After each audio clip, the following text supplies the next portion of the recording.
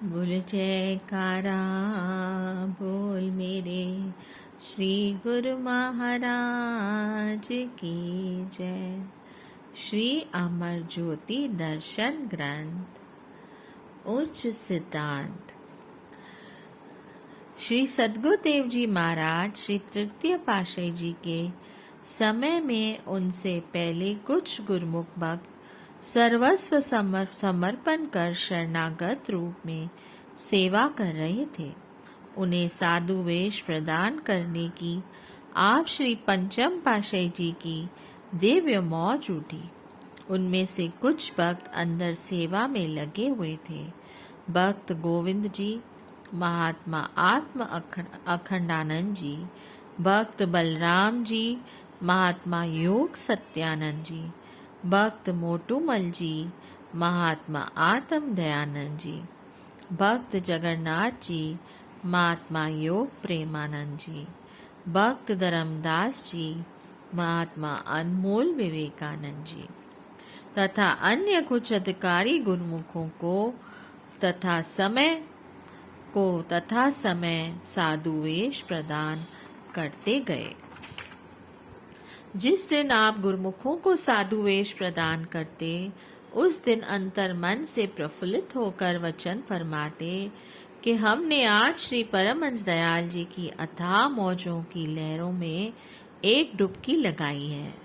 उन महात्मा जनों को अपूर्व आनंद की अनुभूति होती और वे अहोभाग्य मनाते हुए आभार प्रकट करते। श्री गुरु महिमा के भजन गाकर श्री आनंदपुर में हर्षोल्लास का एक पर्व बन जाता। साधु वेश प्रदान करते हुए आप हर बार विशेष प्रवचन फरमाते। आपने श्री वचन फरमाए, गुरुमुखों, श्री आनंदपुर दरबार भक्ति परमार्थ और साधना का दरबार है। यहाँ पर रहने वाले सब प्रेमी जिज्ञासु साधु हैं जो कि 24 घंटे साधना में लगे हुए हैं। साधना भी वही कर सकते हैं जो अपने इष्ट देव श्री सद्गुरुदेव जी के बतलाए हुए आदेश अनुसार जीवन व्यतीत करें। हर एक इंसान साधना करे तो साधु बन जाए, ऐसा नहीं है। अपने ख्यालों से न कोई साधु बन सकता है और न ही साधना कर सकता है। खाली वेशभूषा पहन लेने से या साधु का लिबास पहन लेने से तो साधु नहीं बना जा सकता। जैसा कि संत मलूक दास जी ने अपनी वाणी में कहा है कि साधु सही अर्थों में वह है, बेश फकीरी जे करे, मन नहीं आवे हाथ, दिल फकीर जे हो रहे, साहिब तिनके साथ। अगर साधु का वेश पहन लिया और मन को काबू नहीं किया तो वह साधु नहीं।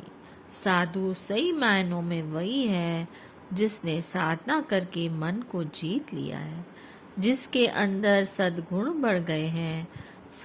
महापुरुषों के ने फकीर का मतलब 4 अक्षरों में बयान किया है। फकीर के 4 शब्द अलग अलग हैं। वे इस प्रकार है। फे अर्थात फाका। फाका किसे कहते हैं? इसका मतलब यह नहीं कि आदमी बिल्कुल भूखा रहे, इस प्रतीक्षा में लक्ष्य भी पूरा न हो और जान भी गंवा दे। इतना भोजन करे जिससे शरीर का काम चल सके और आत्म उन्नति का काम भी हो सके। जरूरत से अधिक न खाए, क्योंकि शरीर ही एकमात्र कल्याण का साधन है। इसकी हिफाजत करना भी इंसान का फर्ज है। किनायत अर्थात सब्र संतोष।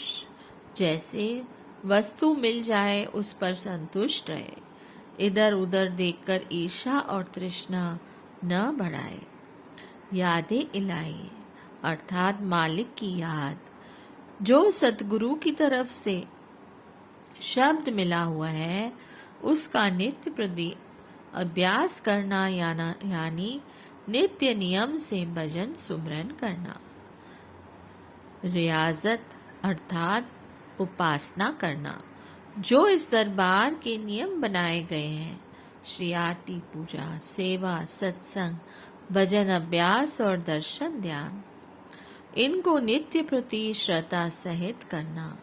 जो इन विचारों को दिल में धारण करेगा वह सही मायनों में साधु है। यह अपने लक्ष्य को पूरा कर सकेगा और जीवन की सफलता पा लेगा। प्रत्येक गुरुमुख को यह समझना चाहिए कि मेरा साधु बनने का क्या प्रयोजन है। साधु वेश ले लिया तो उसमें विशेषता हो जाती है। साधु का लिबास कोई मामूली लिबास नहीं, इसे भगवा भी कहते हैं, अर्थात यह भगवान का वेश है। इसलिए भगवे कपड़े की कदर करनी चाहिए। निर्बैरी निकामता स्वामी सेती ने विश्वास से न्यारा रहे, साधन का मत दे। साधु का लक्ष्य क्या है? जो अपने आप को साधु की श्रेणी में गिने, वैर विरोध से न्यारा रहे, किसी प्रकार की इच्छा न हो, कामना रहित हो, मालिक से प्यार करे, अपने इष्ट देव के प्रति गहरा प्यार और श्रद्धा हो और विषय विकारों से दूर रहे। ये सब लक्षण होना अति अनिवार्य है। जो विषयों से दिल लगाएगा उसका मालिक से प्यार नहीं होगा।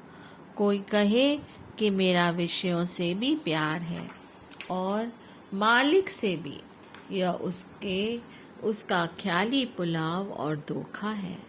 महापुरुष जीव को चेतावनी देते हैं कि आज्ञा के दायरे में रहो। इससे इंसान की सुरती निर्मल होगी। शुद्ध हृदय वाले को घट में मालिक के दर्शन होंगे। वही निर्मल आत्मा परमात्मा से एकाकार हो सकती है। उसी के जन्म जन्मांतरों के बंधन टूट सकते हैं। इंसान को इसी प्रकार का जीवन बनाना है जिससे इंसान को अपनी जिंदगी भी सुखमयी बनती है और लक्ष्य धारण किया है उसकी भी पूर्ति हो जाती है। वे अपने संपर्क में आने वालों को भी सही मार्ग प्रशस्त करते हैं। इस प्रकार साधु बनने के लक्ष्य को समझाकर आपने नई जागृति प्रदान की।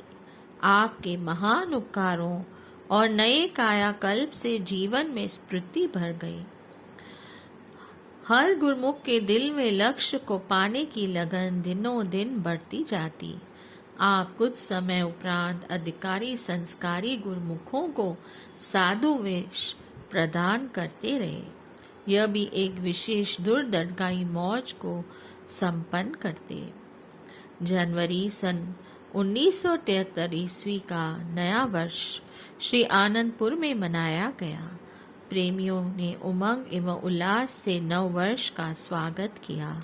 श्री आनंदपुर को उस समय के उपलब्ध साधनों के अनुकूल सजाया गया। श्री सद्गुरुदेव जी महाराज जी ने फरमाया कि जितनी अधिक एवं सुरमय साज सजाएं करनी हो वे श्री परमहंस अद्वैत मंदिर एवं श्री आनंद शांति भवन तथा श्री आनंद शांति धाम में की जाएं। केले के पत्तों को गेट के दोनों ओर रखकर आम के पत्तों के तोरण बनाकर एवं पुष्पों से सजाकर स्थान स्थान पर रखा गया। कलश अपनी सुंदरता से आकर्षक बनाए हुए थे। प्रातः श्री आरती पूजा के पश्चात श्री दर्शन खुले। आपके शीश के चारों ओर किरणों की स्वर्ण आभा बिखरा। सूर्य देव श्री दर्शन करते हुए मुस्कुरा रहे थे। उन सुनहली धूप में आपका तेजस्वी मुखमंडल प्रेमियों के हृदय गगन में नूरानी छवि की झलक से हर्षा रहा था। श्री प्रवचन फरमाए, गया पुराना साल अब आ गई नए साल की भारी, सबके मन में लालसा अब सुख मिलेगा भारी। सुख मिलने के तरीके कहा। संत यह राज समझा बताते हैं, नाम भक्ति की करें कमाई, वे सच्चे सुख को पाते हैं। सदग्रंथों व सदशास्त्रों ने, संतों की वाणियों ने यह शोध कर परिणाम निकाला है कि अगर सुख मिलता है तो वह नाम व भक्ति की कमाई से ही मिलता है। नाम व भक्ति की दौलत एकत्र करने से इंसान सुखों से मालामाल हो जाता है, खुशियों से भरपूर हो जाता है। दुनिया की और चीज़ों में जो सुख है वह नाम मात्र है, केवल सुनने के लिए, अनुभव करने के लिए नहीं है।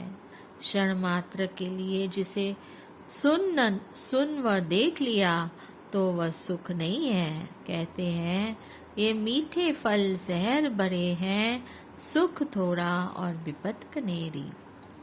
दुनिया के सामानों का सुख नाम मात्र को भासता है, वह स्थिर नहीं है। शाश्वत आनंद और सुख इंसान सत्पुरुषों की संगति में आकर नाम और भक्ति की कमाई करके ही प्राप्त कर सकता है। यह सब इतिहास बन जाता है।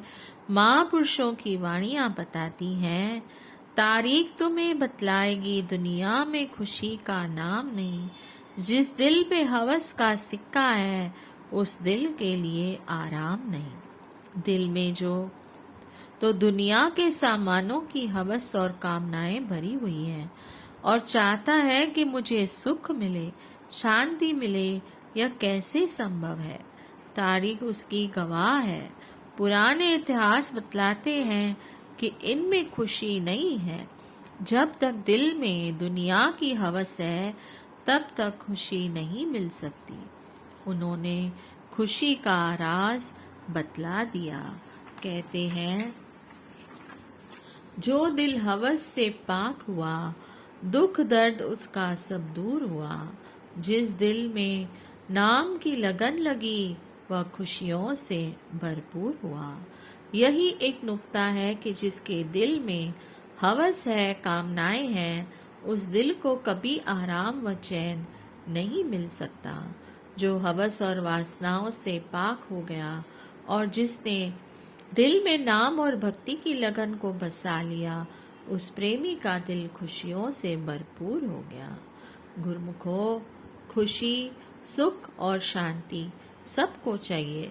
चाहे कोई भिखारी है, चाहे कोई गृहस्थी है, चाहे कोई साधु, त्यागी अथवा वैरागी है। आम लोग भी जदोजहद करते हैं कि वह भी सुख के लिए। ऋषि मुनि, योगी, तपस्वी भी सुख शांति की ही कामना करते हैं। मगर अंतर क्या है? आम दुनिया झूठे सुख के लिए अपना सारा कुछ न्यौछावर कर देती है, तन मन धन की बाजी लगा देती है। गुरमुख जन भी तन मन धन की बाजी लगाते हैं, परंतु वे यह समझते हैं कि सत्पुरुषों की संगति में आने से ही वह शाश्वत सुख मिलेगा, जिसके पीछे फिर कोई और दुख नहीं है। इसलिए गुरुमुख जन इस बात के पारखू हो जाते हैं। उन्हें सत्पुरुषों की संगति में आकर निरख परख हो जाती है कि किस चीज में सुख है और किस चीज में दुख है। उनके ज्ञान चक्षु खुल जाते हैं। वे फिर निर्णय करके उस चीज की ही जाना करते हैं। बाकी दुनिया की चीजें उपयोग में लाने के लिए हैं, दिल में बसाने के लिए नहीं है। दिल में बसाने वाली चीज केवल मालिक का नाम है। मालिक की भक्ति ही सत्य वस्तु है। इसलिए गुरुमुख जन जिन्हें ज्ञान चक्षु मिल गए हैं, वे सच्चे नाम की दिल में अभिलाषा रखते हुए, झूठ को दिल से त्यागते हुए संसार में विचरण करते हैं। वे अपनी जिंदगी सुख रूप बना लेते हैं और इस लोक में भी सुखी होते हैं और परलोक भी संवार लेते हैं। नव वर्ष के उपलक्ष्य में श्री दर्शन करने आए हुए भक्त जी श्री चरणों में विनय की कि भगवान, हमारा परिवार लंदन में रहता है। जब हम उन्हें फोन द्वारा आपकी लीला श्री प्रवचन सुनाते हैं तो वे आत्म आनंद से अमृत का रसपान करते हुए विनय करते हैं, ऐ श्री आनंदपुर वासी अंतर्यामी हृदय सम्राट, हमारे हृदय की पुकार को कब सुनोगे। हमारी आत्मा भी श्री दर्शन की आतुरता से प्रतीक्षा कर रही है। परीक्षा मत लो, प्रतीक्षा समाप्त करो। विनय करते हुए वह और भी सब पास खड़े हुए प्रेमी भावक हो गए। बोलो जयकारा, बोल मेरे श्री गुरु महाराज की जय। जय सच्चिदानंद।